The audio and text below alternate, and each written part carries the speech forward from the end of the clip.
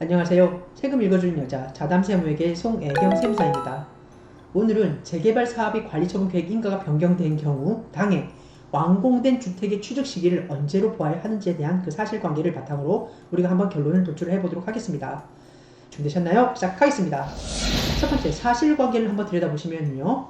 2008년 5월 16일에 주택 재개발 정비 사업의 관리처분 계획 인가가 떨어집니다. 당해 주택 재개발 정비 사업의 사업 시행 인가일은요 2007년 8월 27일이었습니다. 2011년 11월 18일 조합원으로부터 당해 질의인은 조합원 지위를 승계 취득을 합니다.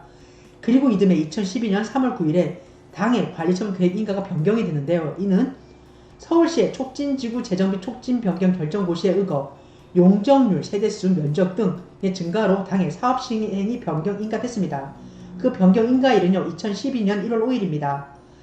그리고 2014년 9월 29일에 당해 주택 재개발 사업과 관련된 사용 승인이 떨어지는데요. 그리고 나서 2020년 12월 31일에 당해 질의는 완공된 주택을 양도를 합니다. 질의 내용은 도시 및 주거환경정비법에 따른 주택 재개발 사업의 관리처분 계획 인가가 변경된 경우에 과연 이때 이 완공된 주택의 취득 시기는 언제인가입니다. 당해 질의 내용에 대한 우리가 답변을 하기 전에 관계된 관련 법령이라든가 관련 사례를 한번 검토해 보시면요. 첫 번째 소득세법 제89조 비과세 양도소득에 대한 규정을 살펴보셔야 됩니다. 1랑 다음 각호의 소득에 대해서는 양도소득에 대한 소득세 즉 양도소득세를 과세하지 아니한다.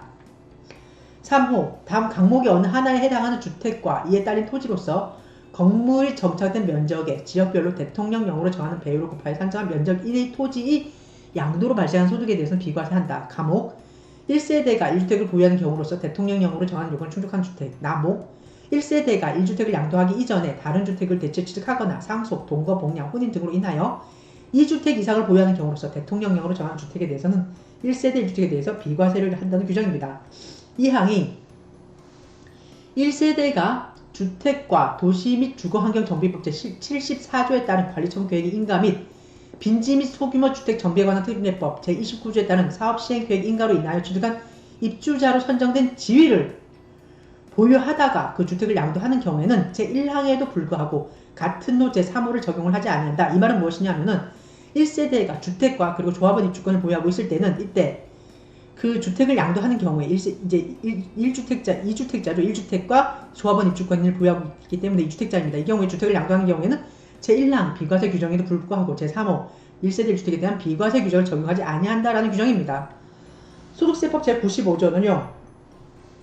양도소득 금액에 대한 규정입니다. 1항 양도소득 금액은 제94조에 따른 양도소득 총수익 금액에서 제97조에 따른 필요경비를 공제하고 그 금액에서 장기보유 특별공제액을 공제한 금액으로 한다.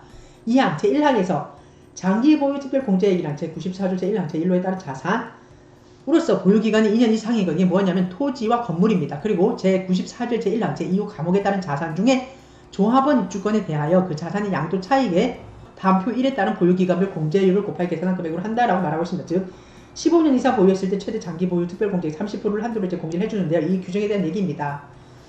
다만 대통령령으로 정하는 1세대 1주택에 해당하는 자산인 경우에는 그 자산 양도 차익에 다음 표 2에 따른 보유기간별 공제율을 곱하여 계산한 금액으로 한다. 이게 뭐냐? 그건 이제 1세대 1주택인 경우에는 어떻습니까? 우리가 보유기간 이제 따라서 이제 계산을 해주는데 보유기간별 공제와 그리고 이제 그 거주기간 공제로 나눠가지고 4%로 나눠가지고 이게 쭉 우리가 지금 개정됐잖아요. 그 규정을 적용한다는 얘기입니다. 사항에서는 제2항에서 정한 자산의 보유기간은 그 자산의 취득일로부터 양도일까지로 한다라고 규정을 하고 있습니다. 이어서 소득세법 시행령 제166조 양도차익의 산정 등에 대한 규정을 한번 보시면요. 1항 잘 보세요. 법 제100조의 규정에 의하여 양도차익을 산정함에 있어서 재개발사업, 재건축사업 또는 소규모 재건축사업을 시행하는 정비사업 조합의 조합원이 당해 조합의 기존 건물과 그 부수 토지를 제공을 하고 취득한 입주자로 선정된 지위를 양도하는 경우에는 그 조합원의 양도 차익은 다음 각호에 의하여 계산한 금액으로 한다라고 규정을 하고 있습니다. 즉 입주자로 선정된 지위를 양도하는 경우 이렇게 주택이 이제 완공되기 이전에 사용 승인이 떨어지기 이전에 당해 입주자로 선정된 지위를 양도하는 경우에는 이렇게 청산금을 납부한 경우와 청산금을 지급받은 경우로 나누어 가지고 양도 차익을 계산을 합니다. 다음으로 자세한 규정을 참고를 하시기 바라고요. 다음으로 2항에서는 법 제100조에 따라 양도차익을 산정하는 경우 재개발사업, 재건축사업 또는 소규모 재건축사업을 시행하는 정비사업 조합이 조합원이 해당 조합에 기존 건물과 그 부수 토지를 제공을 하고 관리 처분 계획 등에 따라 취득한 신축 주택 및 그 부수 토지를 양도하는 경우 때는 뭡니까? 완공되고 나서 사용 수익이 떨어지고 나서 신축 주택과 그 부수 토지를 양도하는 경우 실질 거래가액에 의한 양도 차익은 다음 각국의 산식에 따라 계산을 한다라고 해서 마찬가지로 청산금을 납부한 경우와 청산금을 지급받은 경우로 구분해서 규정을 하고 있습니다.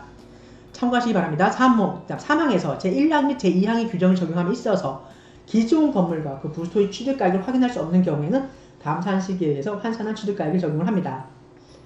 그 다음에 4항, 제1항 내지 제3항에서 기존 건물과 그 부수 토지 평가액이란 다음 각국의 금액을 말한다라고 규정을 하고 있고요. 그러면서 1호에서가 관리처분 계획 등에 따라 정해진 가격, 그리고 2호에서가 제1호에 따른 가격이 없는 경우에는 제176조의 2, 3항, 제1호, 2호 및 제4호의 방법을 순차로 적용하여 산정한 가액, 그리고 5항에서는 법 제95조에 따른 양도소득 금액을 계산하기 위하여 제1항 및 제2항의 1호에 따른 양도 차익에서 법 제95조 제2항에 따른 장기보유 특별공제액을 공제하는 경우 보유기간의 계산은 다음 각호에 따른다라고 하면서 1호에서가요. 제1항, 제1호의 관리처분 계획 등 인가전 양도차익의 경우에는 양도차익 및 제1항, 제2호 남목에서 장기보유 특별공제액을 공제하는 경우의 보유기간은 기존 건물과 그 부수 토지 취득일로부터 관리처분 계획 등 인가일까지 그 기간을 이제 보유기간으로 계산을 하고요.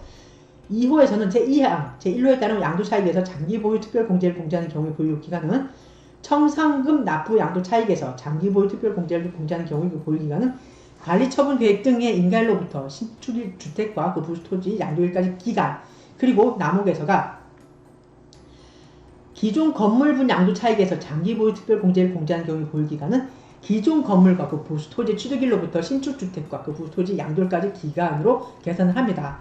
자세한 내용은 참조하시기 바랍니다. 소득세법 제98조에서는 양도 또는 취득의 시기에 대해서 규정을 하고 있는데요. 이제 잘 보십시오. 본 규정과 관련된 내용이 나옵니다. 자산의 양도 차익을 계산을 할 때 그 취득 시기 및 양도 시기는 대금을 청산한 날이 분명하지 아니하는 경우에는 대통령령으로 정하는 경우를 제외하고는 해당 자산이 대금을 청산한 날로 한다. 이 경우 자산이 대금에는 해당 자산 양도에 대한 양도소득세의 부가세액을 만일 양수자가 부담하기로 약정하였다면 이때는 해당 양도소득세와 양도소득세의 부가세액은 제외해서 계산을 합니다. 이어서 소득세법 시행령제 162조에서가 아까 소득세법 우리가 98조죠. 이 규정을 이어받아서 이제 규정을 하고 있는데요. 보시면 1랑 법 제98조 전단에서 대금을 청산한 날이 분명하지 아니한 경우 대통령령으로 정하는 경우는 다음 각호의 경우를 말한다라고 규정을 하고 있습니다.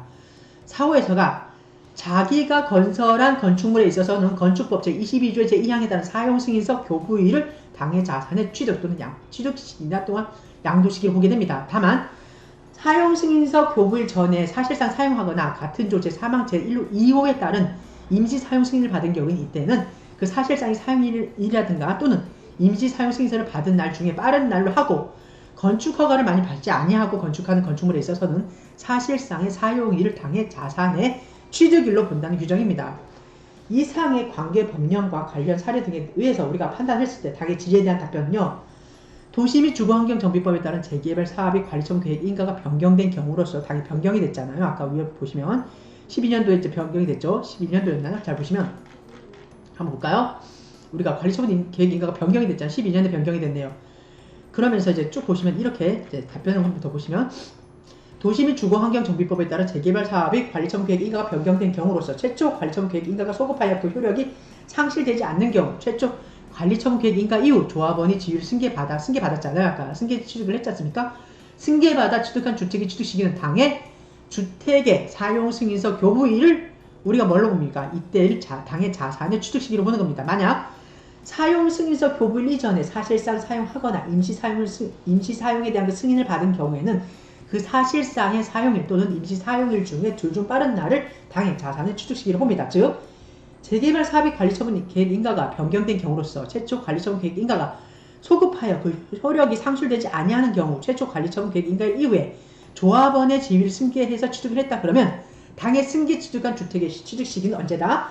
당해 주택의 사용승인서 교부일이라는 규정입니다. 따라서 당해 사례의 경우는 어떻습니까? 우리가 이 규정의 경우 이제 2012년 3월 9일에 관리처분 계획 인가가 변경이 됐습니다. 하지만 이분의 경우는 어떻습니까? 그 이전 2011년 11월 18일에 조합원 입주권을 지위를 이제 승계 취득을 하잖아요. 그렇기 때문에 소급해서 이 주택에 대한 일 어떻습니까? 우리가 관리청 계획에 대해서 이게 취소가 되지 않았지 않습니까? 그대로 이어져서 내려왔잖아요. 그런 경우 당해 승계 취득한 이 조합원 입주권의 취득 시기는 2014년 9월 29일 사용 승인을 받은 날을 당해 주택의 취득 시기로 한다는 규정입니다.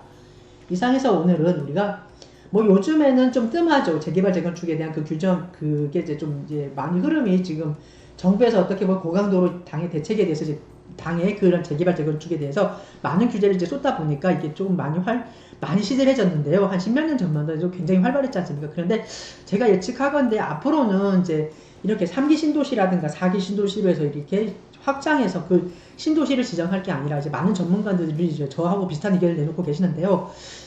기존 그 구도심이죠. 구도심의 재건축이라든가 재개발 사업을 활성화해가지고 주택 공급을 더 확대하는 방안이 가장 합리적인 방법이라고 저도 이제 생각을 하는데요.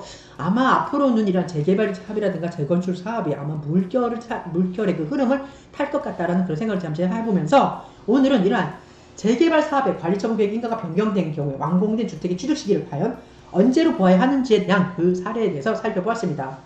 이상의 내용이 여러분에게 많은 도움이 되었으면 좋겠습니다. 감사합니다.